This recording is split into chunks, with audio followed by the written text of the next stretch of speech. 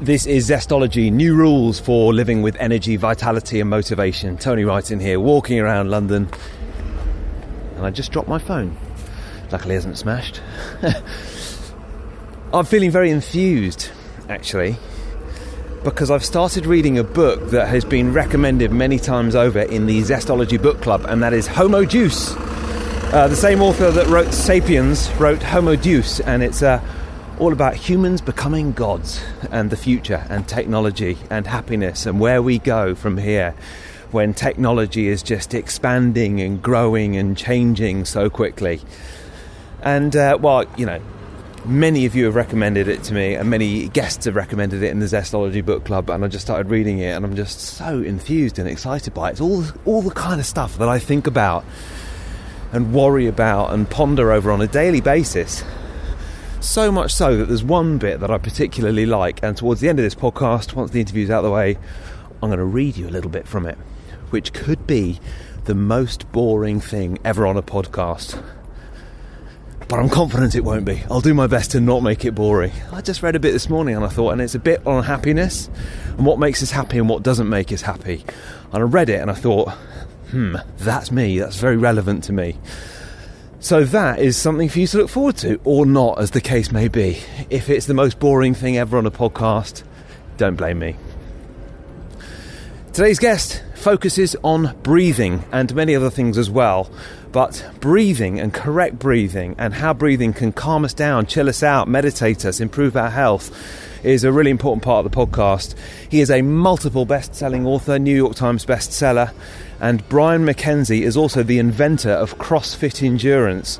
He's trained a load of gold medalists, interestingly, and a load of Olympic medalists, including his own wife. And breathing is one of the components that he uses to get them into a state of better energy and focus. He also uses heat and cold therapy on a daily basis, and he's got all the gear in his house, which I'm a little bit jealous of. So here he is, Brian Mackenzie, extraordinary high achiever, great when it comes to endurance, fitness and lifestyle practices for improving your energy. Here he is.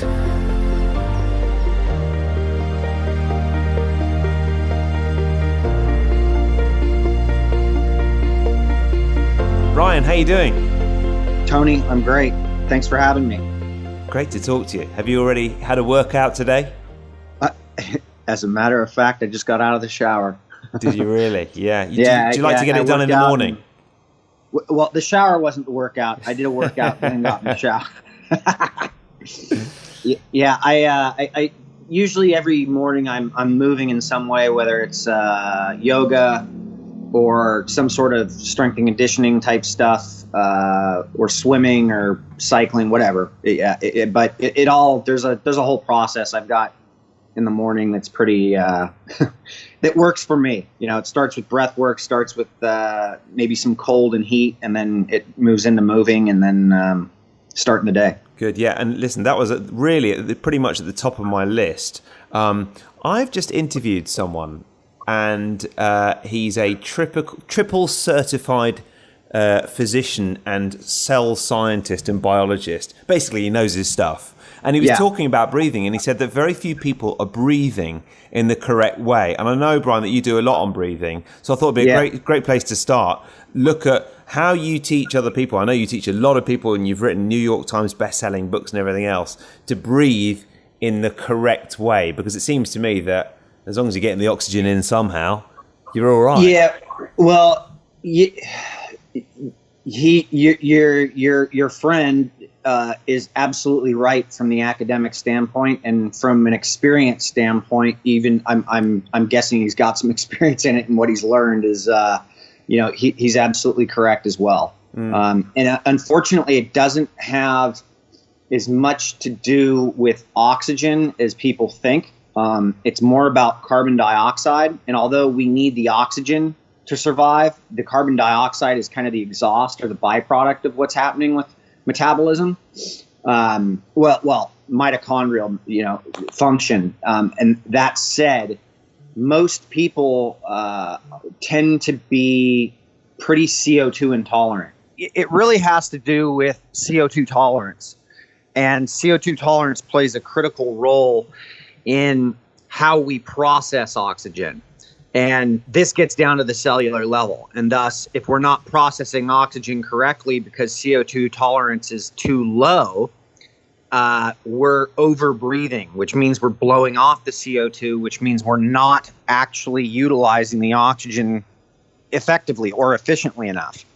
And thus, it creates quite a problem for a lot of people. And this can have many, many, many, many different problems associated with it, whether it's disease or whether it's allergies, things like that.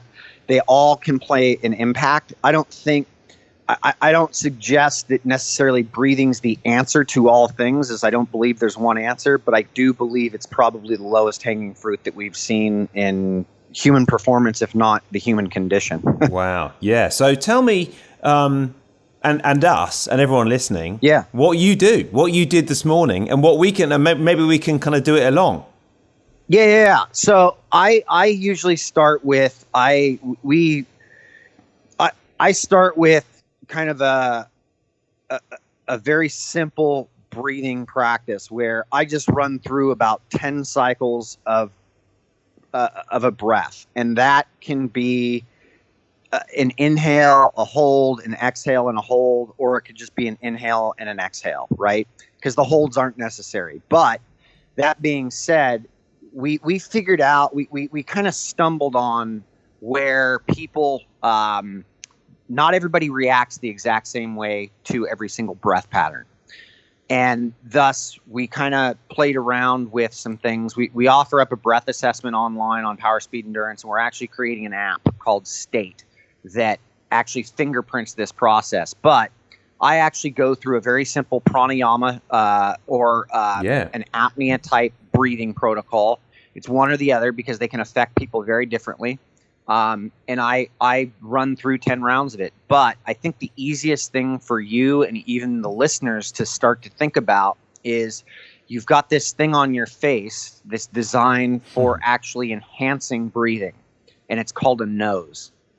And it actually helps you regulate CO2 appropriately. It does not allow you to blow CO2 off too easily, thus having the body adapt. So any type of breathing that you do, whether you just want to do 10 breath cycles in the morning or whether you want to think about it all day, it doesn't matter. The more you're conscious of breathing through your nose, the better off you're going to be. Now, there's a lot of tricks and things, and we kind of get into the fundamentals of breathing and what happens on an inhale, what happens on a breath hold, what happens on an exhale, what happens on an exhale hold, because there's all variable different things that happen in these areas, and you can stimulate certain things in the body as the brain is directly connected to you have a dedicated area in the brain for respiration, and this actually bypasses things with like emotions, pain, etc. So you can actually control a lot of these things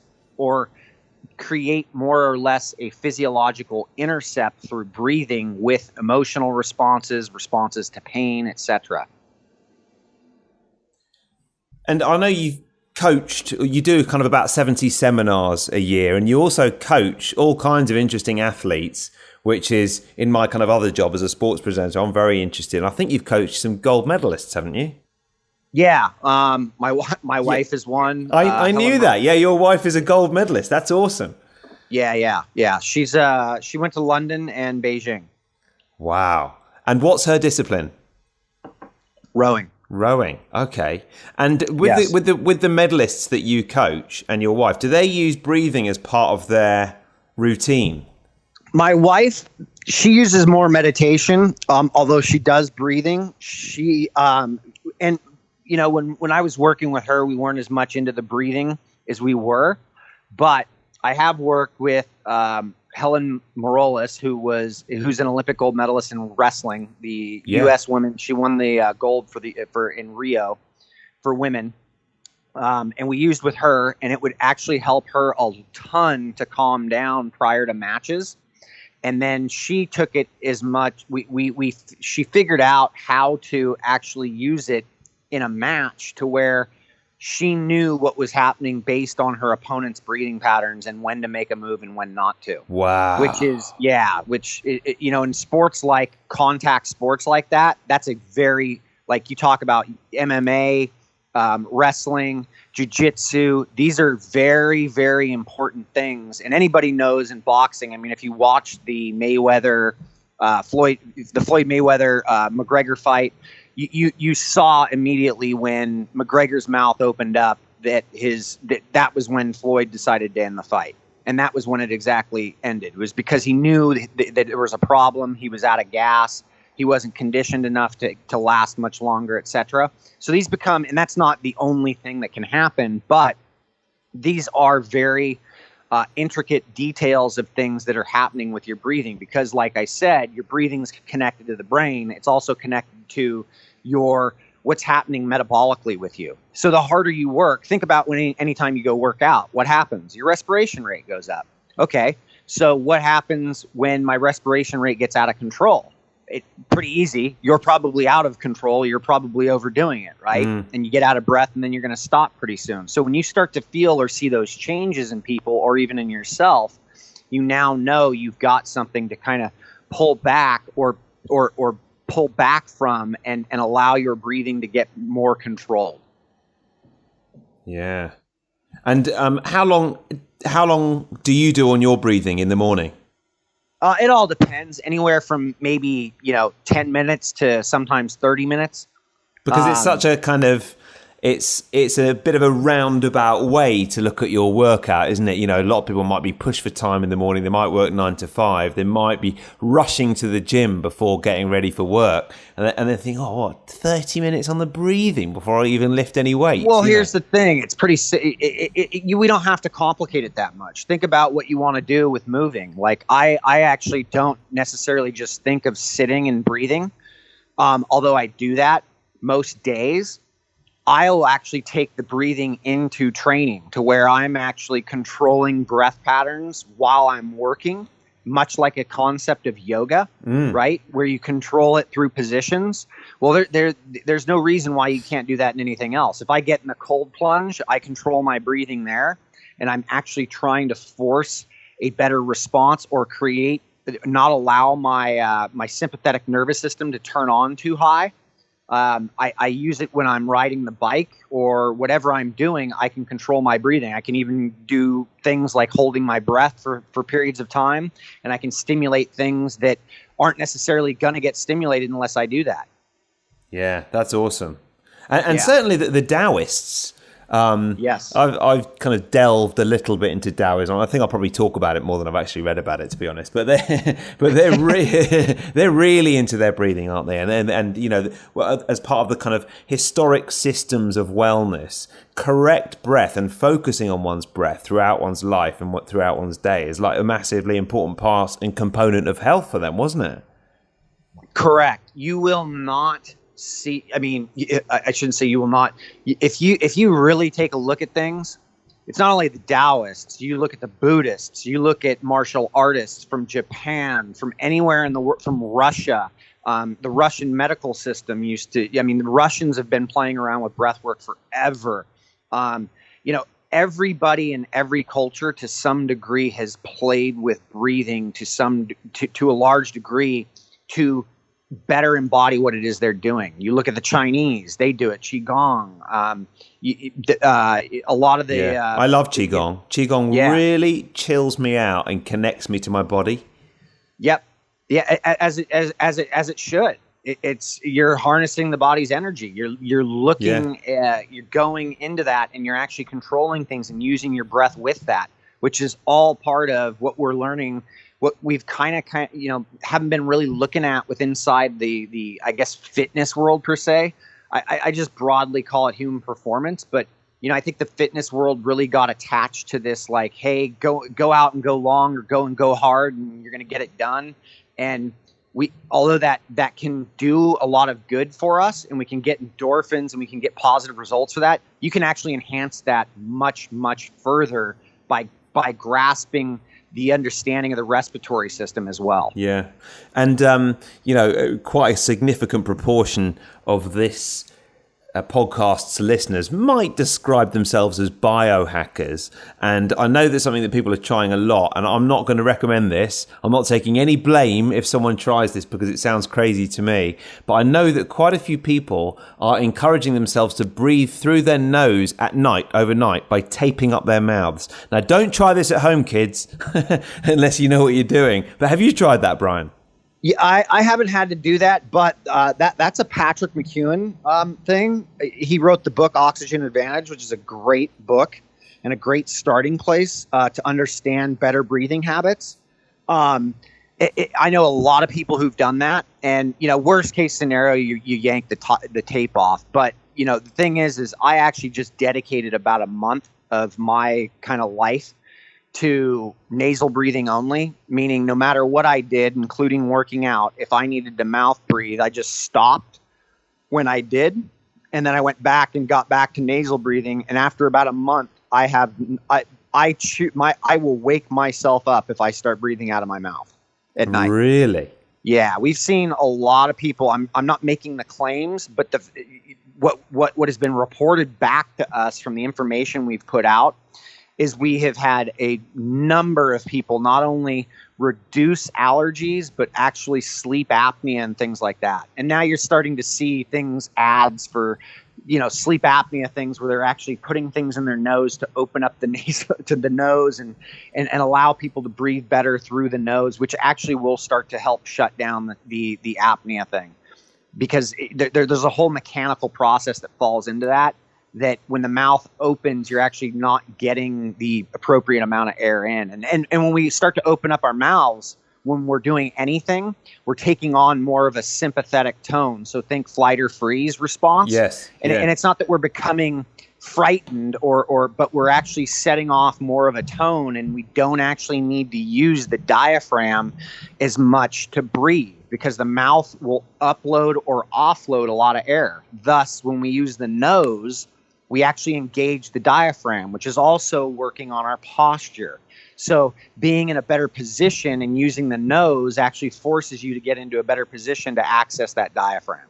So I'm imagining you kind of at dinner with a load of mates and saying, "Stop, everyone! I've just got to recalibrate my breathing position through my nose."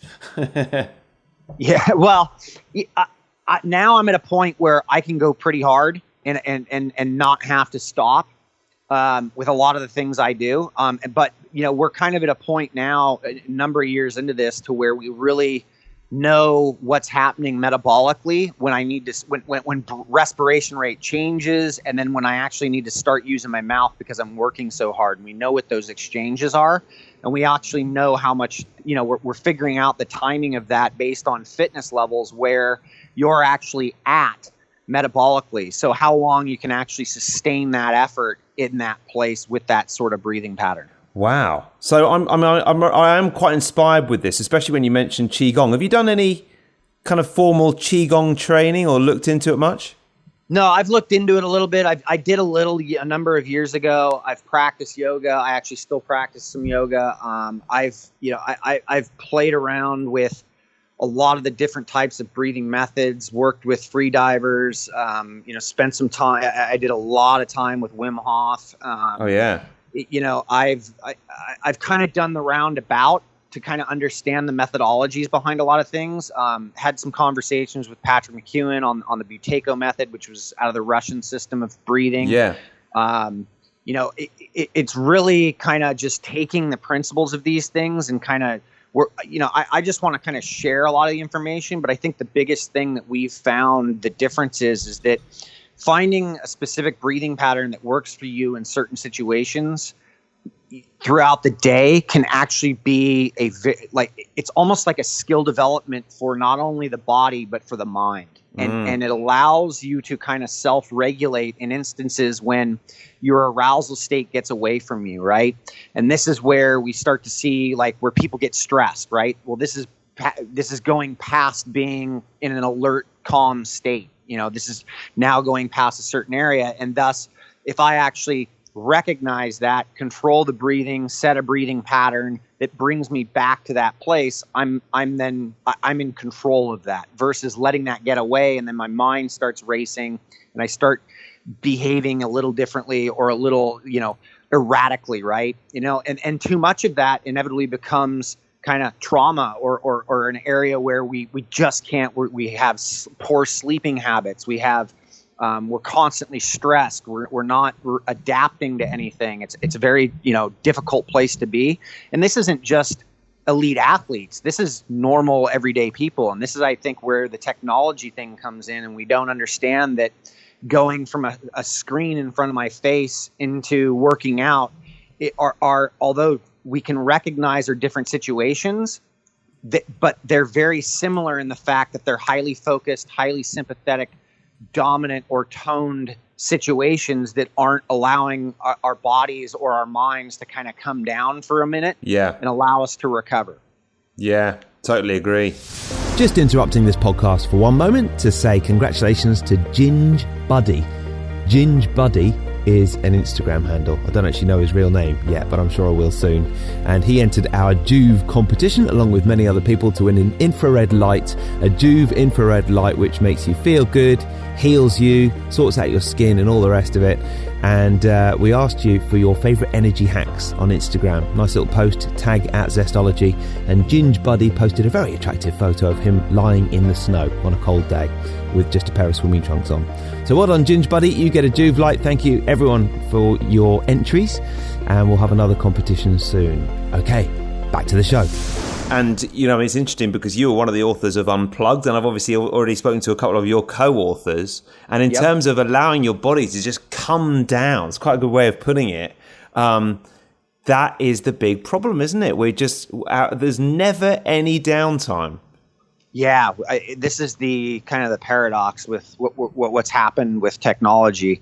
And I don't think technology is a bad thing. I just think that we as a species are always looking for the comfort. And, the comfort in everything, it inevitably leads to distraction in a lot of things. And thus downtime and boredom then create things. I mean, I've seen professional athletes that can't get off their phones, where they're training and in between rest or recovery intervals, they're on their phones looking at Instagram or Facebook or whatever. And it's like they're trying to get and people are searching for information all the time and they're not decompressing. And yet, is it ironic that anybody who walks or goes for a walk in nature or goes and looks at a sunset isn't freaking out, and they're not having these same reactions. And it's not the fact that it's really just nature. It's that you're actually getting into a place to where you're broadening your vision, and vision plays a critical role in this stuff too. And having something in front of your face all the time and looking at a screen creates that very focused, high arousal state where if I look at a horizon, I'm in a very peripheral or open place, and the brain and your vision is actually communicating to your brain, hey, just calm down. Time to unload. And there's an NLP technique where where they basically discovered that 90% of people look upwards when they're accessing visual memories or constructs, and then they look side to side when they're thinking about something that they can hear, and they look downwards when they're accessing feelings. And often, and I know someone who works with a lot of professional golfers, and he will simply get them to look above the horizon when they're playing badly, because that takes them out of a feeling, kind of emotional, kind of downbeat state into something where they're noticing their visual surroundings. So it's literally as simple as that. Yeah. Those are incredible cues. Now, take that and couple it with some sort of breath pattern, and you've got you're starting to put tools in the shed that are all a part of you and are all a part of bringing you into a better place, right? And so it doesn't matter the situation you get into. It's if I actually apply just a few minutes of this a day to something, I then get tuned into that tool shed, and I'm able to pull those things out in very stressful situations that allow me to, handle these things very easily. When in fact, when usually I may not. Yeah. And actually, before doing these interviews, I'm someone who is like, I just love to make myself busy. It's my instinct to make myself busy, but actually I just need to chill the fuck out and switch things off. And before these interviews now, I've tended to, rather than kind of squeeze in 10 minutes of emails before I speak to Brian Mackenzie, actually just like either do nothing or just switch off or go for a walk. And it puts you in a much more present place to actually do an 100%. Interview and learn from someone else and just have a good chat. Yeah. And the same goes for after. It's like you got people who go on stage and they speak or even this interview, right? Like we're both talking. So we're offloading a lot. We're putting ourselves into a heightened state. Yeah. Right. And thus the best thing you can do afterwards is to kind of just do the same thing, like go for a little walk or do a little breathing or do some visual cues, and you come down and then you can go back to what it is you need to do next versus just on, right? And then it just allows for your entire day to work in a rhythm, kind of like, you think about a dog, that lives, your dog, and somebody comes to the door and the dog barks and goes crazy, and then it goes back and lies down. And then it goes, somebody comes to the door again, it jumps up, barks and goes crazy and lies down. There's a squirrel in the backyard. It goes crazy, and then it comes back and lays down, right? It's constantly going down and then back up versus on. That's really interesting, actually. It's got me thinking, one of the things, I work at Sky Sports here in the UK, and often I'll be presenting until midnight, and I won't get back until 1 o'clock in the morning, and up until 3 minutes to midnight, which is when the ad break kicks in and we get to scarper off home, it's super intense. So you got to be really switched on. And I think all of us who work late find that when we get home, it's really hard just to get into bed and go to sleep straight away. We've all got different methods of dealing with it. And I've actually found that a bit of EFT, a bit of tapping just on the way home, just tapping on various points of my face and chest. Probably look a bit weird if I'm stuck in traffic and someone's looking at me through the window, but I don't care. Have you got anything in particular that you use in the evening just to kind of de-stim a little bit, de-stimulate yourself and kick in that parasympathetic nervous system? Yeah. So from a visual standpoint, just try to find something with a horizon or the furthest point on a horizon you can. Yeah. And just spend at least 10 seconds on that so that you can actually see, you would be able to see, your hands, if they stuck them out to your side and you wiggled your fingers, you could kind of see those, right? And then from a breathing standpoint, just a simple little small apnea protocol where maybe you just inhale for 5 seconds, you hold for like 5 seconds, 5 to 10 seconds, and then exhale for 10. So you're doing a double exhale. And that double time exhale really helps bring you into more of parasympathetic tone, obviously using nasal only breathing. And just follow that pattern until you feel the shift. And the more you do this stuff, the faster it actually starts to happen because your body starts to recognize that. It's like when I first started doing cold plunge training, right? Like getting into freezing water, right? And like I was doing this with a guy, with Laird Hamilton. And the first I've heard time of him. I've listened to many. And you've written books with him as well, haven't you? We haven't written a book, but we've spent some time together, and I helped him start. I founded a business with him and kicked it off with him. But he's a very good friend of mine. And he's the first one to stuff me in an ice tub, right? and I lasted like 15 seconds the first time I did it. But by the end of that first day, I convinced myself I worked myself up to spending 3 minutes in that cold. But through the years, what I've learned is that if I actually use a breathing pattern, and the objective was you get 10 breaths in the cold. That's it. And I'm going to use nasal breathing only. And when I was not adapted to the cold, but I'd been doing some cold training, right? And I knew what it was going to be like. I could maybe last about 2 minutes at 10 breaths, right? And when I'm adapted to the cold and I'm applying that same concept of 10 breaths as slow as I can last well over 5 minutes. And that shows you right there from an adaptive process what happens, right? If I just wanted to spend 2 minutes in the cold and I'm adapted, you're probably looking at less than 5 breaths in 2 minutes.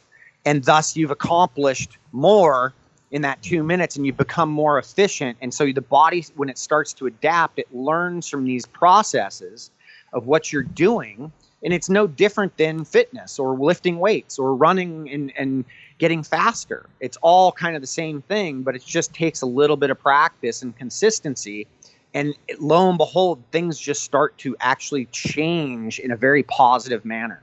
Right, this is really interesting because obviously you've mentioned breath there and you've mentioned cold as well. And Wim Hof has been on this podcast, and I feel like cold and heat and ice, which I know is a big theme of yours, is something that comes up a lot. And yet I probably speak for a lot of people when I say I'm a bit of a wuss when it comes to, I just really feel the cold. And even I was in Bangkok in January and it was too hot as well. So I'm probably the same as a lot of people. But how important do you think adaptability to extreme temperatures is to one's wellness and energy levels? If you're looking to get, for a very positive impact on life, I think that the cold and the heat in general will play a major role in that. The benefits with the cold are massive. Wim Hof's done an incredible job with exposing the cold and getting people to do that. What are the benefits? What are the benefits that you feel from doing heat and ice? Well, every cell in your body is capable of adapting to cold and heat. But if you don't actually expose it and and you keep your body at a very relative temperature, your body, your physiology is infinite and it only responds to stress, right? Yeah. But you've got to properly stress it. Nobody's saying go and do a 2 or 3 minute ice bath to start, right? Start slow. Start with 10 breaths. If 10 breaths takes you 30 seconds, great. There you go. You've got to start, right? Yeah. But so you're going to get an adrenaline dump from the cold. You're going to put yourself into a high sympathetic tone. And then you're going to actually get a dopamine response or reward response once you've gotten out or you've lasted longer than you've thought, right? So you've set up this process for responding to that. You also, for men, women too, but you can actually get a very large dosing of testosterone bump through cold exposure that can actually trigger some very positive adaptive responses to the cold. The heat has massive benefits. It's why every Nordic culture's used it for eons, right? Heart disease. You're looking at if you're doing cold, don't throw out the heat, because think constriction with the cold, right? And then think dilation with the heat. So you're actually making the vasculature elastic and you're opening it up and getting more blood flow. And I think it's something like 50% less reduction in heart disease. I'd have to look into the research. I have looked at research, but I know Dr. Rhonda Patrick's done a tremendous job. Oh, she's great. Yeah. On really unloading the research on the heat and the ice.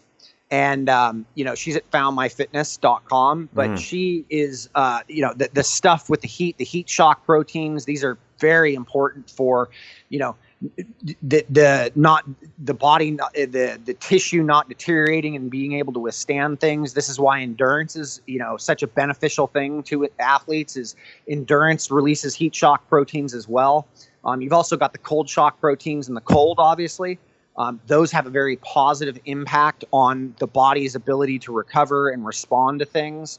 But everything's proper dosing, right? And so start off with what you can handle and what you can do, get consistent with it, and watch as your body adapts and implement, little things that allow you to start to see bigger results. And I think that 10 breath pattern is a great way to start. And it's, it allows you to start really see where the adaptive processes are happening. With the heat, it's pretty easy. It's like, hey, when I start to feel a little claustrophobic or pretty uncomfortable in the heat, then it's time to get out. And you'll start to see that with enough consistency that it starts to go up. I've been doing heat training for, probably 15 years now. And the heat absolutely can play a very, very critical role in many, many things, with, down regulation to training response. You can get a great, growth hormone comes with heat training. There's just better fluid movement.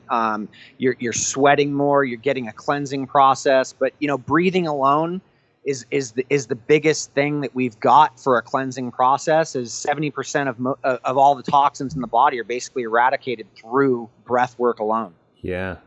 And with obviously you probably combine the breathing and the heat and ice. Do you have heat and ice in your house? Oh yeah, yes. I have. You have got a cold plunge. proper setup there, haven't you? This is brilliant. Oh yeah. I mean, these are very, very important. These are as important as me having a gym at the house, and I've had a gym at the house for 20 years. But we have a sauna. We've had a sauna at the house for years, but we've got a cold plunge as well. These are things that I'm using daily, if not every other day.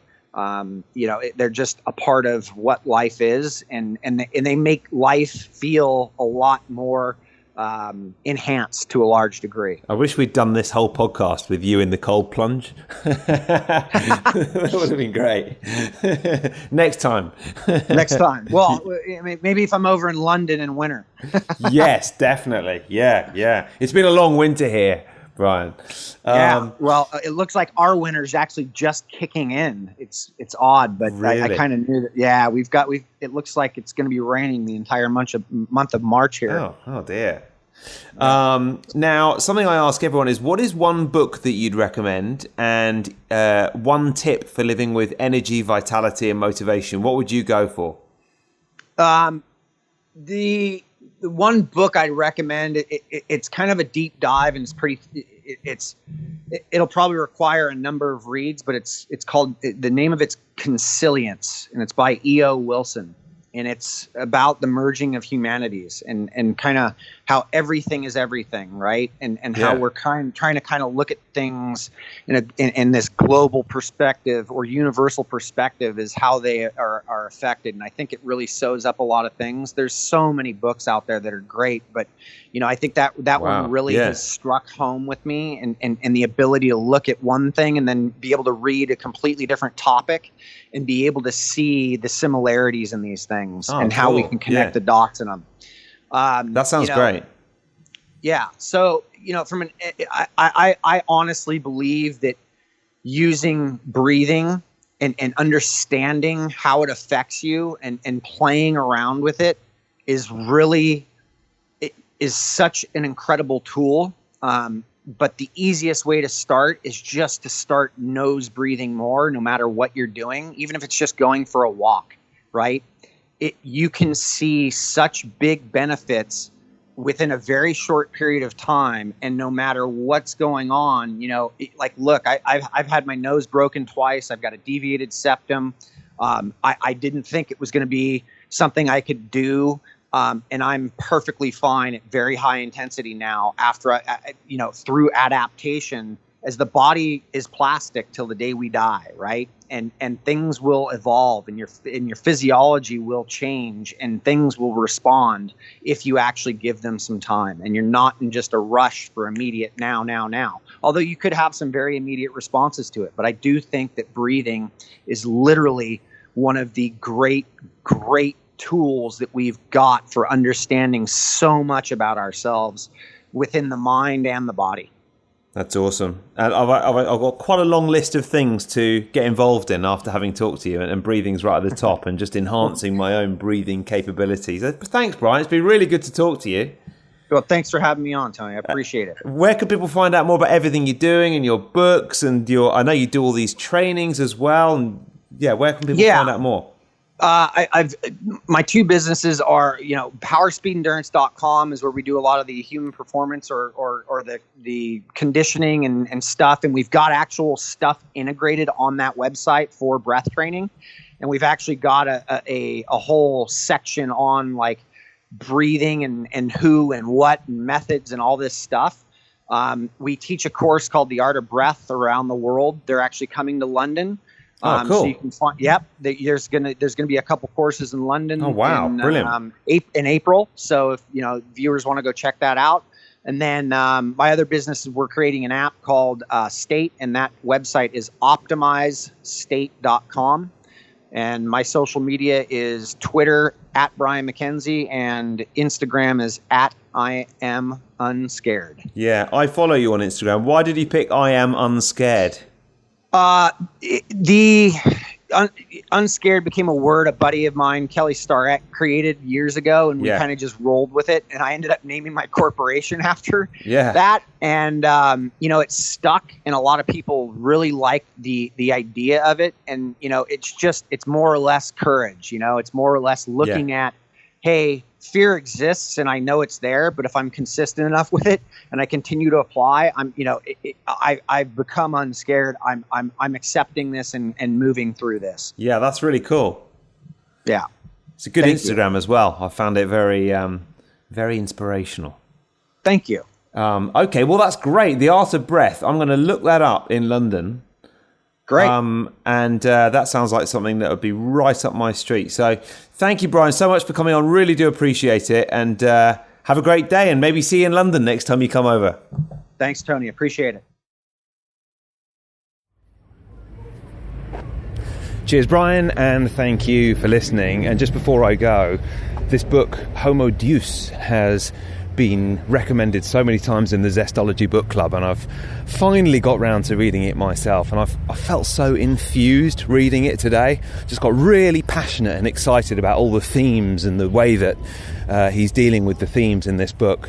And as I said in my disclaimer at the start of this podcast, this might be one of the most dull things that has ever occurred in a podcast, but I don't think it's going to be, because I'm going to read you a little excerpt from this book. And it is about exciting sensations. This is what he says, and it's in the chapter on happiness and future happiness. And he says, the Don Juan enjoying the thrill of a one-night stand, the businessman enjoying biting his fingernails, watching the Dow Jones rise and fall, and the gamer enjoying killing monsters on the computer screen will find no satisfaction remembering yesterday's adventures. Like the rats pressing the pedal again and again, the Don Juans, business tycoons and gamers need a new kick every day. Worse still, here too, expectations adapt to conditions, and yesterday's challenges all too quickly become today's tedium. Perhaps the key to happiness is neither the race nor the gold medal, but rather combining the right doses of excitement and tranquility. But most of us tend to jump all the way from stress to boredom and back, remaining as discontented with one as with another. Yeah, I think there's too many exciting sensations sometimes, and there needs to be a little bit more tranquility. Certainly the case for me anyway. There you go, wasn't that bad? Reading a little excerpt of a book. I think we might have a new podcast feature there. Thanks for listening to my witterings and to the interview and today's Zestology. And have a zesty week. See you next time.